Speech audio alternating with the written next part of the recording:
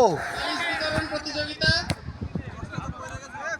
তৃতীয় স্থান অধিকার করেছেন জনাবা শাহনুর রোহানী, ল্যাব ম্যানেজার, ফার্মেসি।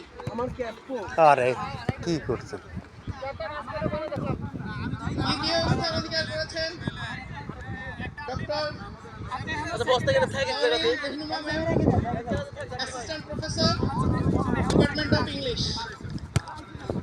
প্রথম স্থান অধিকার করেছেন শ্রীমতী নমিতা রানী।